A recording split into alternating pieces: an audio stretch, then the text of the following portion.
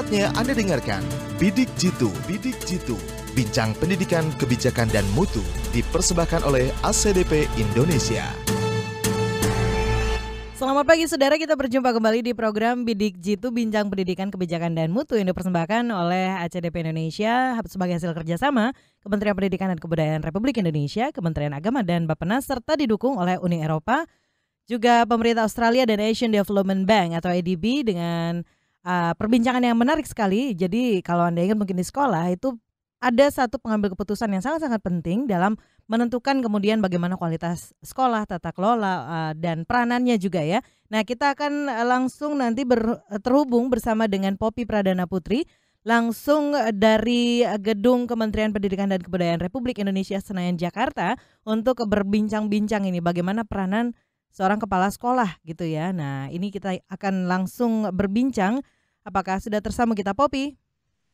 Oke, terima kasih Aika. Halo pendengar, apa kabar Anda hari ini? Senang sekali saya Poppy Pradana Putri dapat kembali menemani Anda dalam Bidik Jitu, bincang pendidikan, kebijakan, dan mutu yang dipersembahkan oleh ACDP Indonesia sebagai hasil kerjasama Kementerian Pendidikan Republik Indonesia, Kementerian Agama Republik Indonesia, dan Bappenas, serta didukung oleh Uni Eropa, pemerintah Australia, dan Asian Development Bank. Tema kita pagi ini, Pak Sekolah, Tata Kelola, Otoritas, dan perannya sebagai penentu kualitas sekolah. Tentunya nanti Anda dapat bergabung bersama kami di line telepon bebas pulsa di 0800140331 atau juga melalui pesan singkat atau WhatsApp di 08121188181. Baik pendengar, dalam sistem pendidikan yang terdesentralisasi, peran kepala sekolah semakin penting untuk menentukan mutu pendidikan di sekolahnya. Keputusan Menteri Pendidikan nomor 44 tahun 2002 tentang manajemen berbasis sekolah yang menempatkan manajemen pendidikan pada sekolah memberi peran kepala sekolah semakin kuat. Kepala sekolah menjadi pengambil keputusan utama dalam penyelenggaraan pendidikan di sekolah. Itu sebabnya sekolah membutuhkan seorang pemimpin dalam sosok seorang kepala sekolah yang efektif. Lalu apa saja peran yang diharapkan dari seorang kepala sekolah dan bagaimana karakteristik kepala sekolah yang efektif tersebut? Kita akan berbincang. Sudah hadir di ruang BKLM Gedung C lantai 4 Kementerian Pendidikan dan Kebudayaan Republik Indonesia. Narasumber kami, saya perkenalkan terlebih dahulu Dr. Andes Wastandar MA PhD.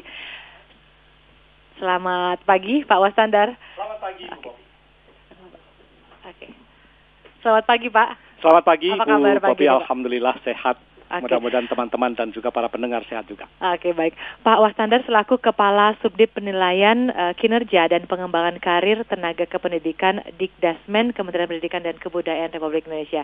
Oke, kemudian saya ke Dr. Anda Endang Srihartati selaku Kepala Sekolah SMA Negeri 1 Tambun Selatan ya Bu ya. Assalamualaikum warahmatullahi wabarakatuh. Apa kabar Ibu Endang? Baik. Oh, alhamdulillah baik ya pagi ini. Kemudian Pak Toto Amin Sufianto Didi selaku Senior Advisor for Knowledge Management and Communication ACDP Indonesia. Halo Pak Toto. Halo, selamat pagi Mbak Poppy dan para pendengar. Pagi ini apa kabar Pak? Alhamdulillah. Oke, sehat-sehat ya Pak ya. Kita langsung saja, saya ke Pak Wastandar terlebih dahulu. Tadi sudah ada prolog di depan, bagaimana kepala sekolah yang efektif seperti itu ya Pak ya. Kita masuk dulu Pak, sejak tahun 2002 sistem pendidikan yang terdesentralisasi tadi, di mana penyerahan wewenang dari pusat ke daerah, otonomi daerah untuk menentukan pemilihan siapa yang menjadi kepala sekolah di satu sekolah begitu. Kemudian mengiringi hal tersebut Pak, apa saja sebenarnya perubahan pada peran kepala sekolah ini berdasarkan aturan yang kemudian terbit begitu Pak? Baik, terima kasih Ibu Poppy, pendengar sekalian. Memang sudah lama sekali kita tersentralisasi. Kemudian tiba-tiba dari yang budaya sentralisasi menjadi budaya desentralisasi. Kemudian kita mikir ke depan. Ini yang punya peran penting itu adalah sekolah, yaitu kepala sekolah. Untung nih, Diknas langsung cepat tanggap. Kemudian menyiapkan aturan yang terkait dengan kepala sekolah. Maka kemudian aturan inilah yang nanti akan dijadikan pegangan atau paling tidak ya referensi lah aturan-aturan ini untuk bagaimana melaksanakan atau bagaimana sekolah itu bisa dijalankan dengan baik. Kalau kita lihat dari perkembangannya, kemudian muncullah permen atau keputusan menteri ya. Waktu itu masih tahun 22. Berarti tahun 22 didesentralisasi, kemudian ada keputusan menteri yang terkait dengan itu. Oke. Untuk membantu. Baik, apakah manajemen pendidikan tadi berbasis sekolah yang dimandatkan melalui keputusan, tadi Bapak sebutkan ada keputusan menteri di sini, keputusan Menteri Pendidikan nomor 44 ya Pak ya, tahun 2002, bisa dapat berjalan dengan mulus Pak? Nah gini, ini kan memang keputusan menteri ini membantu kepala sekolah intinya. Karena apa? Kepala sekolah itu kalau tidak dibantu, apalagi kalau konsepnya adalah manajemen berbasis sekolah. Jadi kepala sekolah itu ibaratnya itu yang menentukan baik buruknya sekolah itu adalah kepala sekolah. Maka kemudian si kepala sekolah ini tidak bisa ya berperan sendiri. Nggak bisa berperan sendiri. Keputusan diambil pun nggak bisa sendiri. Apa yang akan dikerjakan pun harus dibahas bersama-sama. Maka kemudian di dalam keputusan Menteri Pendidikan Nasional nomor 44 tahun 2002 itu kemudian kita semacam membuat siapa sih atau apa sih yang bisa kita ajak untuk bisa meningkatkan mutu pendidikan di sekolah. Baik, saya ke Bu Endang. Bu Endang, sebagai kepala sekolah ini tentunya kita tahu peran atau pengaruh pemimpin atau kepala sekolah terhadap prestasi siswa itu sangat berpengaruh ya Bu ya. Di sini karena kepala sekolah sendiri bisa dikatakan pemegang kekuasaan tertinggi di sekolah, memiliki peran untuk membangun suatu sistem, kemudian apa yang menjadi budaya di dalam sekolah itu tersebut. Nah, menurut Ibu sendiri sesuai dengan perubahan peran kepala sekolah tadi terkait sistem pendidikan yang terdesentralisasi, apa saja tantangan yang Ibu hadapi sebagai kepala sekolah? Terima kasih Mbak Popi. Saya coba menjawab Mbak ya. Kalau sekarang ini kebetulan saya ini di tahun ketiga untuk menjadi kepala sekolah. Kemudian sebelumnya saya memang di sekolah saya sendiri. Jadi situasi sekolah saya merasakan gitu ya. Nah, kalau yang sekarang ini memang perubahan-perubahan untuk yang kita lakukan dalam peran kita sebagai kepala sekolah adalah itu tadi yang Bapak bilang. Semua itu tergantung dari kepala sekolah. Oleh sebab itu dibutuhkan kepala sekolah yang kreatif. Kepala sekolah yang kreatif itu memahami semuanya. Kita diharuskan untuk bisa menguasai anggaran ya Pak ya, pengelola anggaran, pengelolaan sekolah, manajemen sekolah dan sebagainya. Dan itu sungguh luar biasa Mbak. Ya. Dan mungkin bisa diceritakan Ibu pengalaman Ibu sendiri. Ya, pengalaman saya sendiri. Pertama saya melangkah, itu saya banyak belajar. Ini apa sih, ini harus bagaimana, dan seperti Bapak bilang, kita harus baca permennya, dan semua itu harus kita lakukan agar tidak tertinggal, gitu. Agar tidak tertinggal, supaya sekolah ini tetap bertahan. Kebetulan, alhamdulillah sekolah kami itu sekolah yang dianggap terbaik Pak, di Kabupaten Bekasi Pak, gitu ya. Nah jadi, itu kan harus terus dipertahankan Pak. Ya, dengan kondisi yang seperti ini kita harus terus bertahan. Alhamdulillah untuk kinerja dan sebagainya dengan kekompakan, dengan semua terjun di dalam masyarakat sekolah, ya sampai sekarang kami bertahan. Dan itu kita anggap satu pembelajaran yang sangat luar biasa. Oke. Itu aja. Tadi Bu menyebutkan ada secara aktif di sini. Pembelajaran yang secara aktif itu seperti apa sih Bu? Tadi Bu juga sudah menyebutkan bagaimana tantangannya agar mahasiswa juga siswa juga mampu berkreasi. Kemudian tidak hanya siswa tapi guru juga dituntut untuk kreativitasnya dalam mungkin pembelajaran seperti itu. Kami di sekolah mempunyai 13 ekskul Mbak, gitu ya. Dan peranan pembina ekskul itu kita tempatkan sesuai dengan kemampuan mereka. Kemudian anak-anak kita lepas untuk saling berkreasi sendiri. Alhamdulillah di sini dengan kondisi sekarang ini yang mana kita sudah tetapkan bayaran gratis ya Pak ya. 0 kita nggak dapat bantuan. Tetapi banyak orang tua yang peduli dengan sekolah. Kita ajak orang tua itu ini loh anak. Ada peran orang tua murid. Ya. walaupun kita tidak paksakan. Alhamdulillah setiap kegiatan anak-anak itu orang tua berperan, Pak. Sampai kita pernah 2 tahun lalu kita mengirim tim kesenian kita ke Polandia, Pak. Wah. Itu pun orang tua, Pak. Ya, jadi orang tua berperan sekali aktif. Nah, alhamdulillah sampai sekarang sekolah kami tetap dianggap yang terbaik. Karena peran orang tua, peran guru-guru, ya walaupun guru-guru kondisi apapun, guru-guru kami tetap semangat. Bagaimana kita memajukan sekolah, itu aja. Baik. Saya ke Pak Toto. Pak Toto, ini terkait dengan kualitas dan kompetensi kepala sekolah begitu ya Pak. Dari bagaimana dari studi SCDP sendiri Pak menjelaskan dampak dari desentralisasi ini sendiri, mengingat dalam era otonomi daerah hal ini banyak berpengaruh ya Pak ya pada penempatan SDM secara kurang tepat termasuk di bidang pendidikan ini. Ya, memang sudah menjadi temuan secara umum bahwa kita ada masalah ketika dilakukan desentralisasi, kemudian penunjukan atau pengangkatan kepala sekolah itu diambil alih ke tingkat kabupaten atau kota, dan insya Allah nanti tahun depan provinsi untuk SMA dan SMK. Nah, studi ACDP banyak sekali, tetapi beberapa itu adalah misalnya tentang teacher absenteeism, tentang guru tidak masuk ke sekolah atau ke kelas. Itu menunjukkan bahwa pengaruh efektivitas kepala sekolah itu besar sekali pada kehadiran guru. Jadi kalau kepala sekolahnya efektif, itu kehadiran guru akan lebih banyak gitu ya. Tinggi Absennya ya Pak jarang ya? gitu ya. Jarang absen. Nah, studi terakhir kita di Pulau Sumba lebih spesifik lagi bahwa kualitas sekolah itu ditentukan oleh efektivitas kepala sekolah lagi. Jadi artinya studi yang dilakukan 2013 dan di 2016 ini mengkonfirmasi lagi bahwa peran kepala sekolah itu krusial, penting. Nah, sekarang tadi ditanya soal desentralisasi.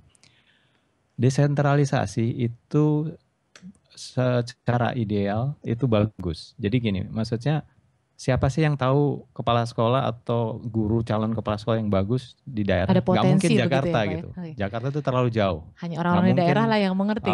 Kepala sekolah di Labuan Bajo gitu, atau kepala sekolah di Merauke. Saya udah dari Sabang sampai Merauke, jadi saya tahu bagaimana secara random saja. Kalau saya datang ke sekolah, kalau kepala sekolahnya tuh bagus, sewaktu itu saya bahkan dengan UNESCO, itu kita udah merem aja, pasti ini sekolahnya bagus gitu. Jadi kepala sekolah itu representasi dari kualitas sekolahnya. Kalau kita sebagai peneliti kan kadang-kadang waktunya nggak banyak. Tapi kalau kita temuin aja, kita ajak ngomong aja kepala sekolahnya. Kalau kepala sekolahnya itu bagus, ide yang banyak, biasanya bagus. Gitu. Jadi desentralisasi sejauh ini menurut saya banyak bagusnya. Artinya tidak lagi pusat itu menentukan segalanya. Memang ada penyimpangan. Jadi memang ada masalah dari sini. Kepala sekolah itu sebenarnya jabatan profesional. Tetapi ketika dia menjadi jabatan struktural, ada aspek di situ. Nah, jadi ada reward, ada semacam saya si A, si B guru ini membantu saya terpilih jadi bupati atau terpilih jadi wali kota, bahkan gubernur nanti. Itu rewardnya ya. Salah satu bentuk reward politik adalah kepala sekolah ini. Okay. Ini problemnya. Padahal kalau mau bagus ya pendidikan kita secara umum itu seharusnya ukurannya adalah kriterianya adalah profesionalismenya. Profesionalisme. Nah, tentunya ini juga nanti akan menentukan kualitas juga ya Pak ya, dan kompetensi dari kepala sekolah tersebut. Karena leadership di sekolah itu sangat menentukan kualitas sekolah.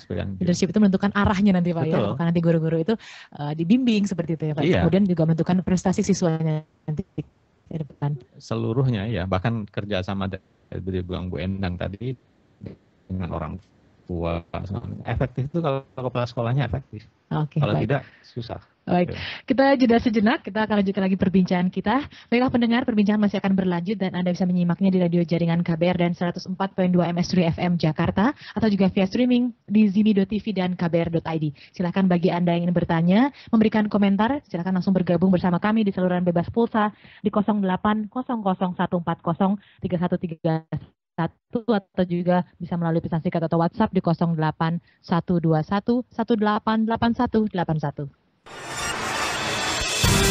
Masih Anda dengarkan Bidik Jitu, Bincang Pendidikan Kebijakan dan Mutu, dipersembahkan oleh ACDP Indonesia. Menanggapi pernyataan Menteri Perdagangan soal ketidaktahuan pemerintah terkait jumlah gula untuk industri makanan dan minuman, anggota Komisi 4 DPR Andi Akmal Pasludin menegaskan, masalah importasi gula ini harus segera diakhiri.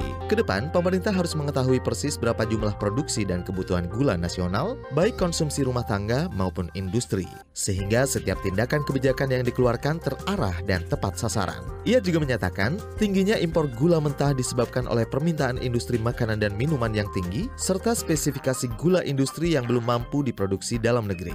Pada jumlah importasi yang mencapai 3 juta ton apabila mampu diproduksi dalam negeri, akan mampu memberikan lapangan kerja sebesar 3,1 juta orang. Dengan asumsi produksi 5 ton gula per hektar, maka 3 juta ton gula setara luasan lahan 600.000 hektar yang jumlahnya melebihi total luasan lahan tebu di Indonesia. Dapatkan informasi terbaru DPR melalui website www.dpr.go.id, Twitter @dpr_RI, dan fanpage DPR RI. Pesan ini disampaikan oleh Dewan Perwakilan Rakyat Republik Indonesia. Jadi keluhan Anda ini apa, Ibu? Gini dok, belakangan ini saya suka telat mikir. Oh, telat mikir. Kalau orang ngomong politik, ekonomi, olahraga, mancanegara, terus berita-berita daerah gitu, pokoknya suka nggak nyambung deh dok. Jangan-jangan gejala... Oh, itu mah ketinggalan informasi Anda. Oh, terus? Coba deh dengerin buletin pagi pukul 6 pagi waktu Indonesia Barat, buletin siang pukul 12:30 waktu Indonesia Barat, dan buletin sore pukul 4 waktu Indonesia Barat di KBR. Buka dong wawasan.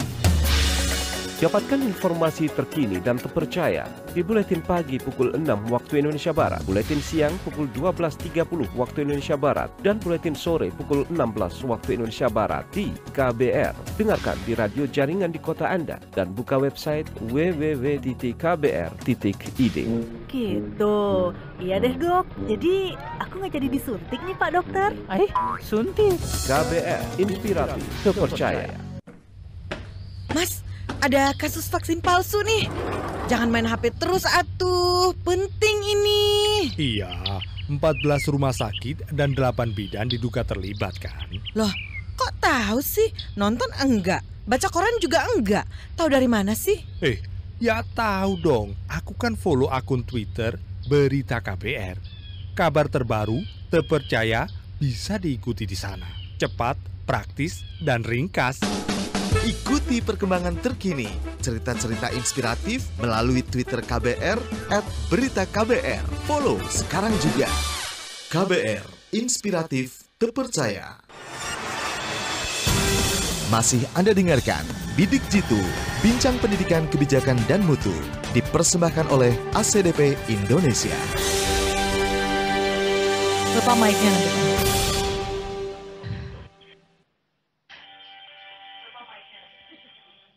Ya, itu kebijakan bahkan oleh ACDP Indonesia sebagai hasil kerjasama Kemendikbud Republik Indonesia, Kementerian Agama Republik Penas.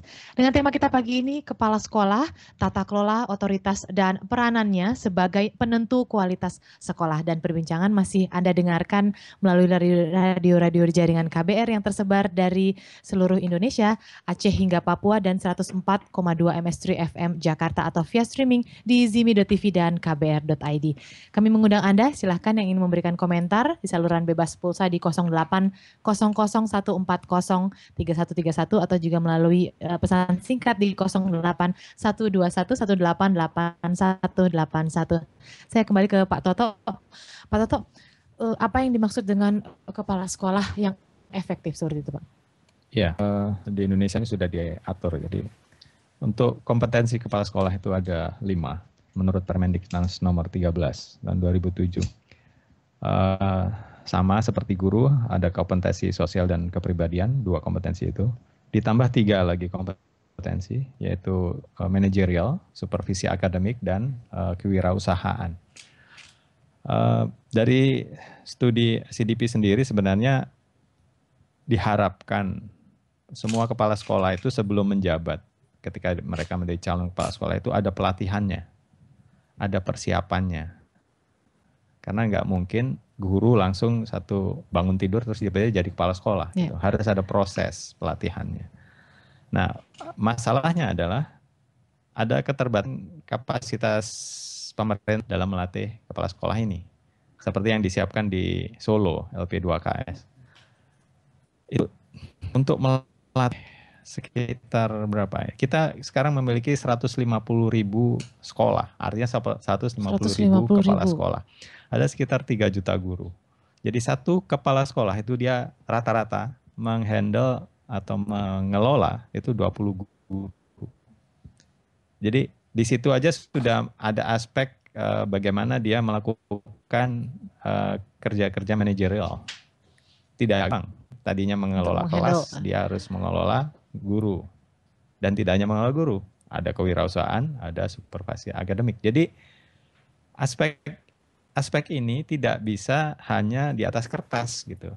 Nah, yang menarik di sini adalah persentase kepala sekolah yang sudah terlatih secara baik di LP2K itu baru 1,2%, kurang dari 2% dari seluruh kepala sekolah yang ada. Kalau dilihat dari indikator NUKS, nomor kepala sekolah yang sudah memiliki nomor induk itu kurang dari 20%. Artinya ketika dia mendapatkan nomor induk ini, dia sudah mengalami sedikit pengenalan lah, pelatihan. Meskipun pelatihan itu belum seintensif ketika dia di Solo. Karena di Solo itu dia ada skema on in. Jadi dia harus on the job training, masuk lagi ke training yang resmi, keluar lagi dia harus terapkan apa yang diketahui. Nah, skema ini sangat ideal, tetapi pembiayaannya, pembiayaannya karena desentralisasi itu dibayar oleh masing-masing kabupaten kota atau provinsi. Nah, tidak semua, ini nanti ditarik lagi ke atas, tidak semua daerah, pemerintah daerah itu mengalokasikan bentuk pelatihan ini. Jangankan untuk pelatihan kepala sekolah, untuk pelatihan guru aja mungkin belum semuanya mengalokasikan. Ditarik lagi, apakah semua daerah sudah mengalokasikan anggaran persen misalnya? Kalau kita lihat dari neraca pendidikan daerah, belum semua gitu. Jadi hanya mungkin kurang dari 5 daerah yang kabupatennya tinggal 2 yang benar-benar mengalokasikan 20% itu asli dari pendapatan asli daerahnya untuk pendidikan. Nah, jadi kaitannya banyak gitu. Untuk melatih guru kan perlu biaya juga. Jadi ada anggarannya di situ ya, Pak ya. Melatih kepala sekolah juga. Jadi artinya ini memang harus ada perhatian khusus karena desentralisasi ya dari pemerintah daerah untuk memperhatikan kompetensi kepala sekolahnya di daerahnya. Ya, Bu Endang tadi disebutkan oleh Pak Toto, ini merupakan proses untuk menjadi kepala sekolah yang efektif. Dari Ibu sendiri sebagai kepala sekolah, usaha apa yang telah Ibu lakukan? Maksudnya upaya-upaya secara mandiri untuk meningkatkan kompetensi Ibu sebagai seorang kepala sekolah. Ya, terima kasih. Kalau tadi Pak Toto katakan ada pendidikan sebelum diangkat ya Bu, Mbak ya, itu sangat baik sekali yang mendapatkan itu gitu. Kebetulan saya tidak. Gitu. Apa yang Ibu lakukan sendiri? Nah, sekarang yang saya lakukan untuk meningkatkan itu, pertama, saya banyak melihat dan mencontoh pada kepala-kepala sekolah yang hebat saya anggap gitu. Saya melakukan studi banding kecil-kecilan. Saya kenal sekolah hebat di Jakarta, saya datang, saya bertanya, saya konsultasi. Secara mandiri itu Secara mandiri, ya. Nah, kemudian saya membaca, saya melihat, sekarang banyak internet, saya pelajari itu. Apa yang bisa saya terapkan di sekolah saya terapkan. Apa yang masih, itu belum mampu, ya saya nggak mampu. Nah, kemudian yang saya lakukan juga selain itu adalah pelatihan. Saya dengar di sini ada seminar A, saya ikut. Ya, saya pintar secara alami, Mbak ya. Tetapi ada juga pelatihan yang saya ikuti. Tetapi itu nggak banyak jumlahnya seperti Pak Putu bilang gitu kan. Nah, jadi banyak hal memang yang harus disediakan oleh pemerintah daerah ini untuk supaya kepala-kepala sekolah tadi itu bisa efektif, bisa kreatif, bisa pintar dalam menjalankan aktivitas kesehariannya gitu. Jadi itu, nah kalau seandainya yang tadi dibekali itu belum semua, memang benar Mbak, belum semua. Nah itu, jadi yang saya lakukan adalah itu tadi, banyak belajar. Saya belanja, kebetulan kan ada sertifikasi apa ya. Nah itu kita pakai untuk supaya kita pintar secara mandiri. Baik, kita jawab dulu pertanyaan dari para pendengar. Ada dari Pak Gun di Sintang, Kalimantan Barat. Pak, dengan sistem desentralisasi ini tujuannya apa? Efeknya selain kehadiran guru, ke siswa yang berdampak seperti apa, Pak? Kemudian dari Fikar di Pangkal Pinang, yang di daerah, bagaimana sistem desentralisasi ini memberi kemudahan untuk sekolah, begitu Pak, untuk sekolah di daerah? Apa tidak bisa kesenjangan sekolah di kota besar dengan di daerah menjadi semakin besar? Baik. Mungkin Pak Wastandar bisa menjelaskan terlebih dahulu. Baik, terima kasih. Pertanyaan dari pendengar luar biasa. Memang desentralisasi ini menjadi tadi kalau memang sudah aturannya desentralisasi, maka kemudian ya disitulah akan berbeda-beda antara satu kabupaten kota dengan kabupaten kota yang lain. Terhadap siswa pun mungkin harus juga ada aturan tentang bagaimana daerah itu, bagaimana supaya terjadi yang seperti Bu Endang, bagus kepala sekolah yang mau memampukan diri. Nah sekarang bagaimana kepala-kepala sekolah yang ada di ujung sana, bagaimana menggerakkan gurunya, bagaimana menggerakkan siswanya, itu mungkin tantangan yang juga perlu ini kan itu disiapkan oleh pemerintah maupun masyarakat. Kan kita kan tidak hanya mengandalkan pemerintah maupun pemerintah daerah, masyarakat pun juga perlu kita berdayakan. Nah itulah yang kemudian harus sepandai-pandainya bagaimana kondisi masyarakat yang ada di sekitar sekolah. Maka kemudian akhirnya di situ kepala sekolah ya semacam harus membuat aturan-aturan main yang kira-kira bisa dipakai untuk tidak ada jomplangnya antara kesenjangan tadi gitu. Nah, bagaimana? Ya mungkin kalau seandainya yang seperti di Sintang tadi ya, seperti di Sintang gitu. Nah, di Sintang jauh di sana. Jangan dibandingkan dengan di Pontianak. Apalagi bandingkan dengan Jakarta atau Bekasi. Ya mungkin disitulah peran pentingnya. Oke, agar tidak terjadi kesenjangan ini seperti apa Pak? Mungkin dari Kementerian Pendidikan dan Kebudayaan sendiri seperti apa? Sebenarnya kalau yang di sekolah daerah-daerah di daerah-daerah itu kita tadi kalau seandainya kita bisa mengoptimalkan ya komite sekolahnya, kemudian di tingkat kabupaten kota dewan pendidikannya, maka di situ dia akan bisa mengetahui atau membantu lah si kepala sekolah. Karena di situ ada muatan lokal atau konsumsi lokal yang bisa diangkat untuk memajukan sekolah. Jangan berharap misalkan nih dari Sintang kemudian mau bersaing tentang IT dengan yang di Jakarta. Maka kemudian Sintang coba dipikirkan. Kira-kira apa nih yang bisa menonjol di Sintang? Kemudian kepala sekolah mengajak seluruh stakeholder yang ada di sekolah itu, bagaimana kalau seandainya kita kalau mau bersaing tentang IT mungkin saya berat. Kalau begitu apa yang bisa menonjol di sini? Maka kemudian itulah penonjolan atau kekuatan yang paling dekat dengan masyarakat, itulah yang diangkat oleh komite sekolah bersama dengan kepala sekolah, kemudian dijadikan suatu program kegiatan yang akan memajukan mutu pendidikan di sekolah itu. Baik. Kemudian ada juga pertanyaan dari Disa di Bogor. Wah, ini seru sekali, jarang-jarang KBR bisa mengundang kepala sekolah, begitu Ibu. Boleh berbagi pengalaman seru dari kepala sekolah dong Bu? Apa saja program khusus di sekolah Ibu yang berbeda dengan sekolah lain untuk siswanya agar semakin semangat belajar, begitu. Bu Endang, nanti kita akan jawab pertanyaan dari Disa di Bogor setelah jeda berikut. Baik pendengar, perbincangan masih akan berlanjut dan Anda bisa menyimaknya di radio jaringan KBR dan 104.2 MS3 FM Jakarta atau juga via streaming di zimi.tv dan kbr.id. Silakan bagi Anda yang ingin bertanya, memberikan komentar, langsung menghubungi kami di saluran bebas pulsa di 0800 140 3131 dan juga melalui pesan singkat atau WhatsApp di 08121 188181. Masih Anda dengarkan Bidik Jitu, Bincang Pendidikan, Kebijakan dan Mutu, dipersembahkan oleh ACDP Indonesia. Menanggapi pernyataan Menteri Perdagangan soal ketidaktahuan pemerintah terkait jumlah gula untuk industri makanan dan minuman, anggota Komisi 4 DPR Andi Akmal Pasludin menegaskan, masalah importasi gula ini harus segera diakhiri. Kedepan, pemerintah harus mengetahui persis berapa jumlah produksi dan kebutuhan gula nasional, baik konsumsi rumah tangga maupun industri, sehingga setiap tindakan kebijakan yang dikeluarkan terarah dan tepat sasaran.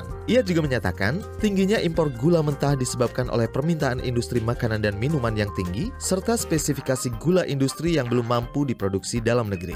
Pada jumlah importasi yang mencapai 3 juta ton apabila mampu diproduksi dalam negeri, akan mampu memberikan lapangan kerja sebesar 3,1 juta orang. Dengan asumsi produksi 5 ton gula per hektar, maka 3 juta ton gula setara luasan lahan 600.000 hektar yang jumlahnya melebihi total luasan lahan tebu di Indonesia. Dapatkan informasi terbaru DPR melalui website www.dpr.go.id, Twitter @dpr_RI, dan fanpage DPR RI. Pesan ini disampaikan oleh Dewan Perwakilan Rakyat Republik Indonesia. Live Report, Live Report, Live Report, Live Report. Saudara, BPK menemukan ada 15.568 masalah dalam pemeriksaan laporan keuangan semester 1 2016. Jumlah ini sedikit meningkat dibandingkan dengan jumlah tahun sebelumnya sebesar 15.434 temuan masalah. Hasil pemeriksaan menunjukkan bahwa masih ada beberapa lembaga negara yang mendapatkan status disclaimer atau tidak mendapatkan predikat. Berikut petikan wawancara dengan juru bicara BPK yaitu Yudi Ramdan terkait alasan penetapan status disclaimer tersebut. Sistem pengendalian internnya belum memungkinkan pemeriksa atau BPK untuk memastikan laporan yang tersaji itu dapat ditelusuri kepada dokumen sumber, sehingga sulit sekali meyakini bahwa angka yang tersaji itu didukung oleh dokumen atau transaksi yang terjadi di lapangan. Sehingga banyak sekali beberapa hal, terutama terkait dengan masalah aset tetap. Selain karena lemahnya sistem pengawasan, status disclaimer tersebut juga diantaranya dikarenakan adanya ketidakpatuhan lembaga terkait. Ada 7.900 masalah terjadi akibat ketidakpatuhan lembaga terhadap peraturan perundang-undangan. Permasalahan ketidakpatuhan tersebut akhirnya berdampak secara finansial dan merugikan negara hingga 1,92 triliun rupiah. Angka tersebut juga belum termasuk potensi kerugian yang dihitung mencapai 27,03 triliun rupiah. Pemeriksaan BPK menunjukkan bahwa ketidakpatuhan ini berdampak finansial hingga 30,62 triliun. Dari Gedung DPR RI, Ria Priani melaporkan. Live Report, Live Report, Live Report, Live Report. Dipersembahkan oleh Badan Pemeriksa Keuangan Republik Indonesia. Masih Anda dengarkan Bidik Jitu, Bincang Pendidikan Kebijakan dan Mutu, dipersembahkan oleh ACDP Indonesia.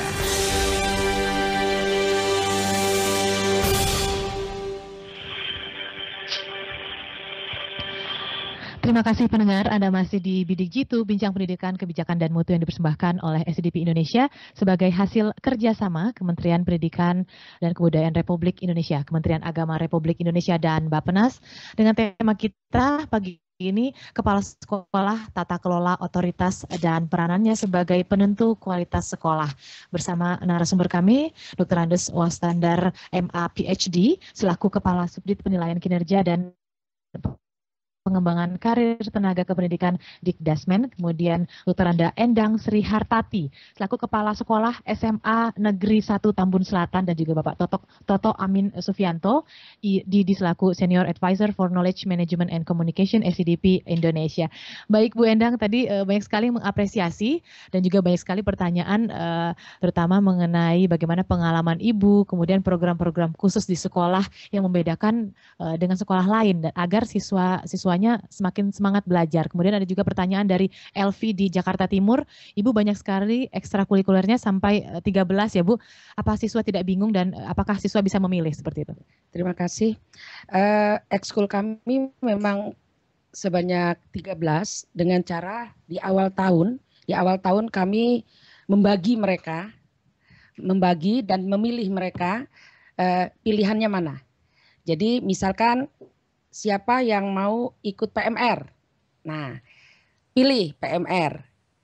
Kita tutup dengan misalkan 20 anggota. Oke, ada kuotanya berarti ya, 20 anggota. Jadi cepet-cepet siapa yang bisa. Nah, begitu mereka memilih, kita lihat kalau masuk PMR tapi dia ngelihat darah pusing, artinya nggak cocok di sana. Nah, kemudian ada ekskul Red N. Red N itu pecinta alam. Ada Red N Paskibra. Kalau yang ikut Paskibra tapi kondisinya lemah, kita tidak izinkan. Kita suruh cari yang fotografi, yang foto-foto. Kemudian jadi sebanyak itu. Nah, untuk memilih mereka dengan senang hati dari awal kita sudah memperkenalkan kakak-kakak kelasnya pada waktu mereka pengenalan awal tahun itu, kakak-kakak kelasnya mereka demo semua, Pak. Mbak, jadi mereka demo, nah mereka tertarik, oh saya harus di sini, oh saya harus di sini. Sehingga tidak ada kesulitan bagi kami untuk merekrut itu. Oke, maksudnya demo di sini menampilkan begitu ya, Bu ya? Penampilan masing-masing ekskul. Oke, baik. Nah, itu. Kita terima dulu penelpon dari Palembang. Halo, selamat pagi Pak Tommy. Selamat pagi. Ya, silakan langsung pertanyaannya, Pak. Ini apakah kepala sekolah punya kewenangan untuk menyusun sendiri buku teks yang diajarkan sesuai dengan kurikulum yang disepakati atau membeli buku-buku karya guru lainnya gitu dalam hal pembelajaran? Iya, terima kasih Pak Tommy di Palembang. Pertanyaannya, apakah kepala sekolah punya kewenangan nih Pak untuk menyusun buku-buku? Sebenarnya kalau kepala sekolah itu bukan diberi kewenangan, tapi si SN itu sebagai sebagai guru, dia juga bisa sebagai semacam gini, untuk pengembangan profesinya, dia kan bisa mempunyai karya tulis, bisa mempunyai karya inovatif, dan bisa mempunyai tulisan-tulisan yang kemungkinan bisa juga di dalam bentuk buku itu. Hanya saja tidak ada istilah dijualnya atau tidak keperuntukannya itu, oh ini saya bikin buku, akan saya pakai di sekolah saya. Nggak akan seperti itu. Tapi dia adalah sebagai profesional, sebagai seorang penulis, yang kemudian dia akan dikaitkan dengan proses kemungkinan diperlukan atau tidaknya pada waktu proses pembelajaran.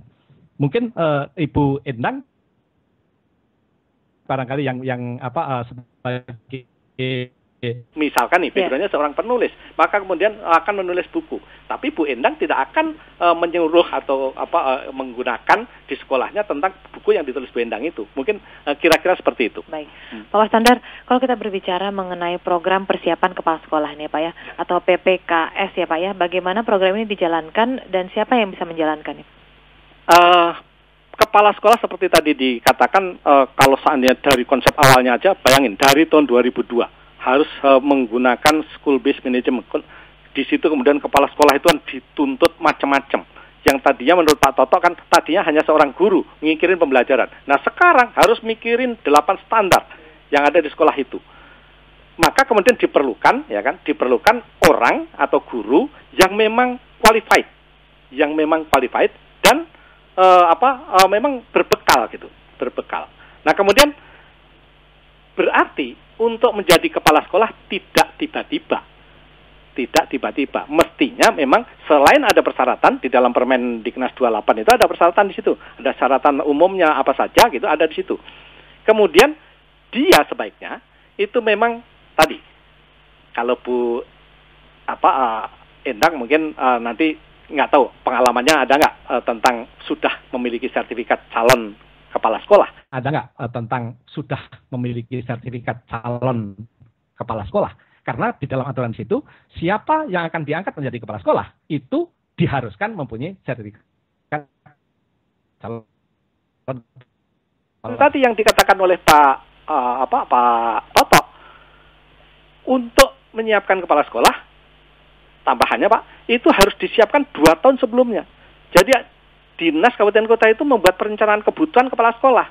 Perencanaan kebutuhan kepala sekolah. Tadi misalkan di tempatnya yang diterangkan Pak Toto tadi, jumlah sekolahnya ada berapa? 150.000. Kemudian dari 150.000 itu TK berapa, SD berapa, SMP berapa, SMA berapa, SMK berapa. Kemudian setelah itu dilihat ini yang akan pensiun berapa orang.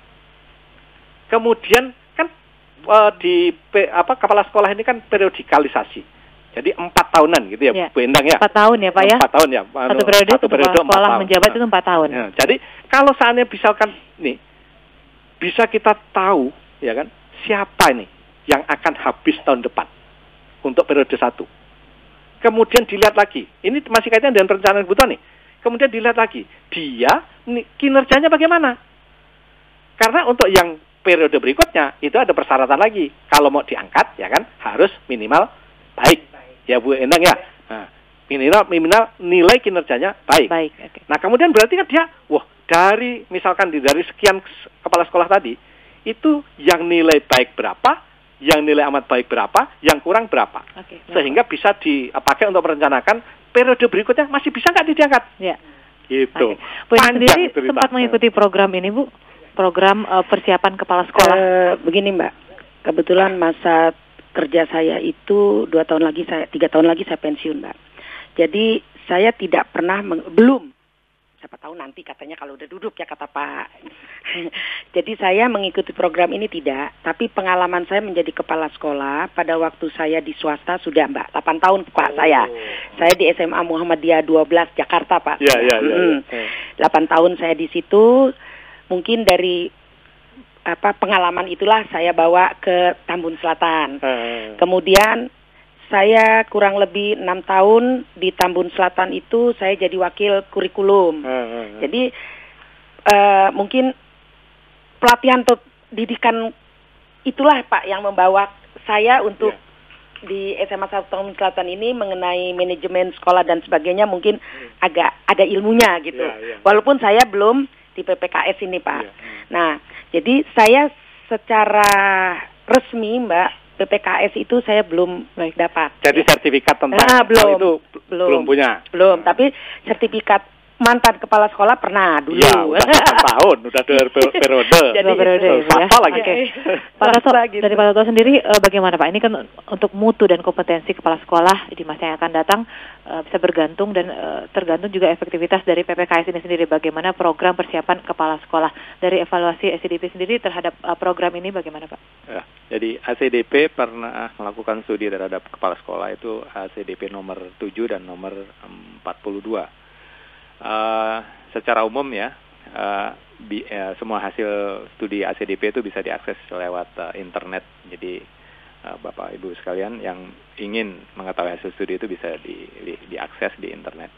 Nah, secara umum persiapan program perencanaan persiapan kepala sekolah ini ada masalah. Jadi mungkin saya sebut masalahnya aja dulu. Yaitu seperti yang Pak Wastandar tadi direncanakan oleh daerah, benar. Tetapi yang merencanakan adalah dinas pendidikan, dinas. Problemnya adalah ini juga sangat memprihatinkan. Jadi ada calon kepala sekolah yang sudah dilatih, ketika selesai tidak jadi kepala sekolah, tidak diangkat. Jadi nunggu gitu ya. Sementara yang tidak kompeten, tidak dipersiapkan, dia jadi kepala sekolah. Jadi ada mismatch di situ antara perencanaan dan pengangkatan. Nah, ini jumlahnya cukup lumayan banyak gitu. Jadi ini yang memang menurut studi ACDP yang paling memprihatinkan karena gini, ini kan mereka dilatih cukup lama, hampir 1 tahun kalau nggak salah, in. Jadi kalau istilahnya Bu Endang tadi itu on terus dia, on the job terus. Jadi dia nggak pernah in gitu. Jadi nggak in itu dalam arti dia masuk ke program persiapan kepala sekolah tadi. Apakah di LPDOKS atau di provinsi atau di kabupaten itu ada. Baiknya seperti itu ya Pak. Seharusnya in, tapi yang ada ya on terus Bu ya. Jadi on the job training jadi wakil kepala sekolah, on the job training jadi kepala sekolah di swasta. Akhirnya dia, jadi sesuatu gini, tidak semua kompetensi atau keterampilan kepala sekolah itu bisa dipelajari on the job gitu. Karena ada ilmunya, ada hal-hal yang harus dipelajari di kelas atau harus dipelajari di ruang belajar. Tidak semuanya itu berdasarkan pengalaman. Itu aja, harus ada refleksi segala macam gitu. Oke, baik. Kita sudah ada lagi pertanyaan Pak yang masuk melalui akun Twitter kami @halokbr dari Irfan Tuporitnos @Irfan Tupor. bagaimana cara agar para kepala sekolah ini memiliki strong leadership untuk mendorong seluruh guru bekerja total. Kita akan jawab pertanyaan dari Irfan Tupor ini setelah jeda berikut. Baik pendengar, perbincangan masih akan berlanjut dan Anda bisa menyimaknya di jaringan KBR dan juga 104.2 MS3 FM Jakarta atau juga via streaming di zimi.tv dan kbr.id. Silakan bagi Anda yang ingin bertanya memberikan komentar di 08 00 140 3131 dan juga melalui pesan singkat WhatsApp di 08 121 18 81 81. Masih Anda dengarkan Bidik Jitu, Bincang Pendidikan Kebijakan dan Mutu, dipersembahkan oleh ACDP Indonesia.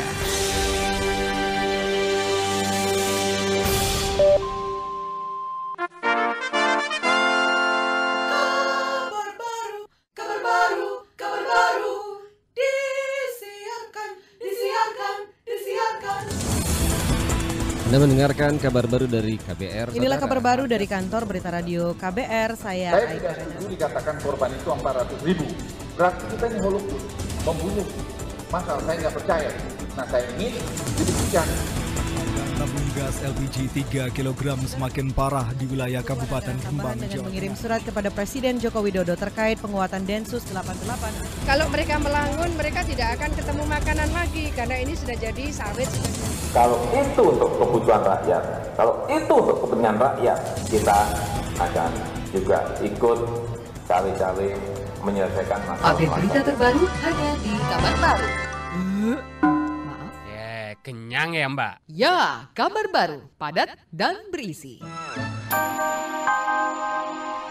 Lebih dari 12 juta barel minyak bumi digunakan untuk memproduksi sekitar 100 miliar kantong plastik yang hanya akan dibuang tiap tahun. Jika sampah-sampah ini dibentangkan, maka dapat membungkus permukaan bumi berkali lipat.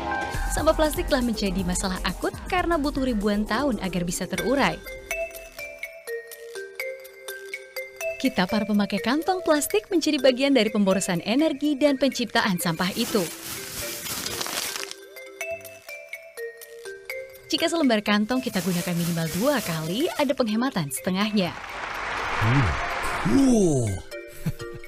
Akan lebih besar lagi dengan membawa tas belanja sendiri. Tidak sulit turut menyelamatkan bumi. Beberapa tas belanja yang Anda gunakan berperan sangat besar. This is Eco Lifestyle.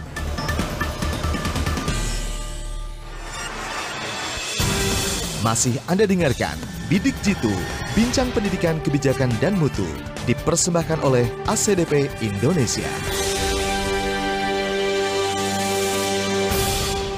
Ya pendengar, inilah bagian akhir dari Bidik Jitu, Bincang Pendidikan Kebijakan dan Mutu yang dipersembahkan oleh ACDP Indonesia sebagai hasil kerjasama Kemendikbud Republik Indonesia, Kementerian Agama Republik Indonesia, dan Bappenas. Tema kita pagi ini, Kepala Sekolah, Tata Kelola, Otoritas, dan perannya sebagai penentu kualitas sekolah. Baik, tadi sudah ada pertanyaan yang masuk melalui akun Twitter kami @halokbr dari Irfan Tupor. Bagaimana cara agar kepala sekolah ini memiliki strong leadership untuk mendorong seluruh guru bekerja total seperti itu, Pak? Pak Wasadar bisa menjelaskan? Ya, itulah yang tadi dari awal. Kepala sekolah ini kan memang harus memiliki kemampuan segala macam seolah-olah itu. Karena apa? Karena memang dia adalah penggerak. Masih untung yang digerakkan misalkan orang, ya kan, sehingga bisa komunikasi. Coba aja kalau menggerakkan yang sarana prasarana, memanage sarana prasarana, memanage segala macam, itu tidak kalah sulitnya. Nah, tapi ini kaitannya dengan guru, kan memang kepala sekolah itu kan makanya backgroundnya adalah dari guru. Supaya apa? Supaya dia nanti bisa mengajak guru untuk memajukan pendidikan di sekolahnya. Nah, itu yang nanti kemudian bagaimana caranya? Kepala sekolah harus punya cara-cara. Yeah. Kadang-kadang kan pada waktu semacam sebelum diangkat jadi kepala sekolah itu kan pakai ada di survei dulu, ada di ditanya dulu, wawancara dulu, kemudian dia punya program, termasuk program-program itu bagaimana kalau seandainya misalkan guru-gurunya nanti misalkan nih, sebenarnya yang paling sulit itu kalau kepala sekolah yang diangkat dari sekolahnya sendiri, sesama guru di situ. Nah, itu sebenarnya kemampuan si yang guru kemudian diangkat jadi kepala sekolah dengan seolah-olah membawa teman-teman sendiri, itu mungkin sesuatu hal yang perlu olah sedemikian rupa supaya semua guru mau diajak kerja untuk mengarah kepada tujuan sekolah tadi. Oke, baik, Pak. Ya, itu kira-kira mungkin begitulah harusnya ya. Sudah ada pertanyaan lagi yang masuk di akun Twitter kami dari @oki_widianto. Apakah seharusnya kepala sekolah menanggapi soal kewenangan menetapkan a full day school begitu, Bu? Kemudian dari akun Twitter Jamie Alfani @Jamie07, bagaimana menyikapi program kepala sekolah yang mengadakan bimbel di luar jam sekolah dengan menarik biaya tinggi seperti itu? Bu Endang bisa menjelaskan? Terima kasih. Itu tadi pertanyaannya sekolah full ya, Bu, Mbak ya? Full day school. Alhamdulillah di sekolah kami itu udah full, Mbak. Jadi jam berapa? Saya berangkat masuk jam 7, pulang ada yang jam 3, ada yang jam setengah 4. Gitu. Jadi kalau di sekolah kami itu sudah bukan asing, memang seperti itu gitu. Karena tingkat SMA ya, Mbak ya. Tapi kalau tingkat SD kesian kalau menurut saya. Tapi kalau SMA masih enak lah. Kenapa? Mereka di sekolah kalau menurut saya lebih enjoy dia di sekolah daripada dia di tempat lain yang orang tuanya ngawasinnya nggak ini gitu, Pak. Jadi kalau saya lebih senang murid-murid saya ada di sekolah, dia membuka laptop di halaman dan sebagainya. Di bawah pengawasan kita ngawasin, guru-guru begitu ya, Pak? Kita ngawasin bisa. Kecuali sudah jam 5, bahkan ada, Pak, jam 5 tuh mereka masih nggak mau pulang. Pulang udah jam segini, ayo, udah mulai kita malah betah di sekolah ya, Bu. Karena alasan mereka, Bu, kalau kita pulang juga di rumah nggak ada siapa-siapa, Bu. Nah, kan begitu. Jadi itu anak SMA kalau SD. Oke, baik. Jadi itu. Kemudian ada pertanyaan lagi, Bu, menyikapi program kepala sekolah yang mengadakan bimbingan belajar ini, Bu, di luar jam sekolah. Iya. Alhamdulillah bimbingan belajar di sekolah kami tidak ada, Mbak. Apalagi sampai tarik biaya besar. Kita sekolah kami nggak ada. Nah, hanya memang mayoritas murid kami bimbel di luar. Contoh di lembaga-lembaga bimbel lah, begitu. Nah, itu ya menurut kami itu mah udah kaitannya ada pribadi ya, personal itu. Sudah ini ya, Bu ya, masuk itu ini udah orang tua lah, personal mereka. Baik, langsung mereka saja yang ini. Sebelum memasuki pertanyaan selanjutnya, Pak Toto, ada yang ingin ditambahkan mengenai pertanyaan-pertanyaan tersebut? Ya, tadi kan supaya efektif ya kepala sekolah itu. Strong leadership juga ya, Pak. Jadi gini, jangan melihat kepala sekolah itu sebagai pekerja administratif. Kepala sekolah itu pemimpin, leader gitu. Jadi tekankan itu dulu. Nah, untuk menjadi leader, tidak peduli dia dari lingkungan setempat ya, teman sendiri atau dari luar. Paling dia harus punya 2 kualitas. Yang pertama adalah kompetensi, dia kompeten di bidangnya. Kalau dia guru agama, dia kompeten, dia guru matematika, dia kompeten. Yang kedua, dia punya integritas. Kalau dia sudah kompeten dan integritas, saya kira dia akan dihargai oleh temannya. Dia punya kehormatan.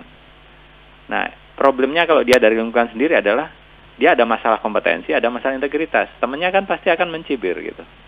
Ini kok kayak gini jadi kepala sekolah. Benar nggak, Bu? Tetapi kalau dia memang kompeten dan dia memang orangnya punya integritas, nggak ada cacat gitu ya, maksudnya nggak ada korupsi, dia akan mudah sekali diterima oleh teman-temannya gitu.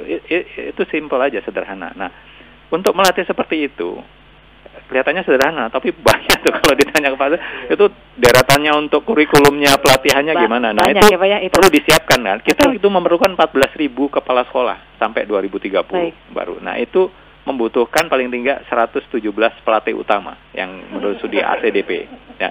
Ini melahirkan pelatih utamanya aja dulu kita masih ngejar gitu ya. Jadi banyak PR sebenarnya dalam membina leadership di sekolah kita itu. Tetapi sudah mulai maju lah. Kalau dulu bayangkan gini, dibayangkan aja dulu kita nggak ada apa-apa, nggak ada. Sekarang itu sudah mulai kita petakan bagaimana melatih kepala sekolah agar siap gitu aja. Baik, kita terima dulu penelpon dari Pak Ali di Bekasi. Selamat pagi, Pak Ali. Selamat pagi, Mbak Popi. Selamat pagi, Bapak, Ibu semuanya. Jadi ini kepala sekolah itu di masing-masing sekolah apakah punya wewenang khusus, misalnya nih? Kebetulan anak saya itu kemarin, nah anak-anak yang ikut les gurunya itu bisa mengerjakan dengan baik, sementara yang tidak itu tidak bisa mengerjakan dengan maksimal karena soal-soalnya itu ternyata dibuat oleh guru les itu. Itu gimana itu, Pak? Baik, ya terima kasih Pak Ali dari Bekasi. Pertanyaannya anak-anak murid yang ikut bimbingan belajar khusus dari guru-guru kemudian diberikan mungkin latihan soal, tapi ternyata pada saat ujian atau tes seperti itu, nah yang les bisa, yang tidak ikut les bisa, seperti itu. Bu Endang bisa memberikan penjelasan.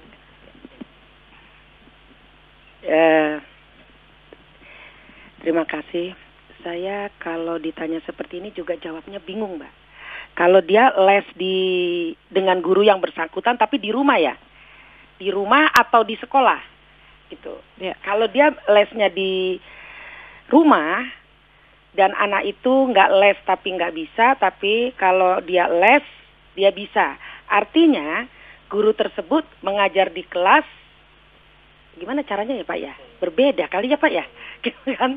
Atau kita kembali ini ke oknum ya Bu ya, oknum. Kalau saya anggap oknum ini, artinya perorangan gitu ya, bukan secara global semua guru kalau les modelnya begitu, enggak. Saya rasa enggak begitu, hanya mungkin oknum. Nah, ya ini yang perlu dicermati oleh kepala sekolah kalau mendapatkan laporan dari orang tua. Tapi kalau seandainya sebagai kepala sekolah saya tidak dilapori oleh orang tua, ya kami nggak tahu seperti itu. Ya, itu bentuk pengawasannya seperti itu ya Bu? Itu. Tapi kalau dilapori, saya pernah kejadian itu sekian tahun yang lalu, hal itu seperti itu. Jadi Ibu, itu kalau kuis gitu misalkan, anak saya kuis nih, kalau yang ikut les sama A, kok kuisnya bisa terus gitu. Ternyata saya punya selidik, yang dilemparkan kuis itu di kelas, itu yang sudah dilatih di tempat les. Gitu. Soalnya sudah artinya kan nggak bijak seperti itu. Gitu. Maka itu kami panggil, gitu kan? Kami panggil. Asalkan memang ada data laporan, gitu. Jadi bukan sifatnya fitnah atau isu aja. Nah, kemudian kami tanya dengan teman-temannya di kelas. Alhamdulillah itu sudah mulai berubah dan tidak ada. Gitu. Pak Wasandar, singkat saja sedikit mengenai langkah-langkah selanjutnya yang akan ditempuh oleh pemerintah, terutama untuk meningkatkan kompetensi kepala sekolah, Pak. Ini dia. Jadi ya tapi gini, kan kalau guru kan sudah ada ya, diuji dulu ya kan, uji kompetensi guru. Kemudian kan ada nilai-nilainya. Kepala sekolah itu sebenarnya ada juga sudah hasil uji kompetensi kepala sekolah, walaupun belum banyak, belum semua. Beda dengan jumlahnya, sangat berbeda dengan yang guru punya. Nah, oleh karena itu kita pun juga ingin kepala sekolah nanti itu bisa di treatment gitu. Dengan menggunakan model-modelnya yang guru punya. Jadi kalau di guru ada guru pembelajar, maka nanti kepala sekolah pun juga ada kepala sekolah pembelajar, Bu Endang. Jadi nanti silahkan nanti ini sedang kita persiapkan. Jadi kita akan buatkan seperti itu. Jadi akan dibuat modanya hampir sama dengan yang guru punya. Ada moda daring, ada moda komunikasi, tatap muka dan sebagainya. Nanti tinggal kepala sekolahnya dia akan memampukan diri menggunakan yang mana. Gitu. Oke, terima kasih Bapak-Bapak juga Ibu atas bincang-bincang kita, semoga ini bermanfaat. Demikian tadi pendengar perbincangan kami dalam Bidik Jitu, Bincang Pendidikan, Kebijakan, dan Mutu. Saya Poppy Pradana Putri pamit dan sampai jumpa. Baru saja Anda dengarkan Bidik Jitu, Bincang Pendidikan, Kebijakan, dan Mutu, dipersembahkan oleh ACDP Indonesia.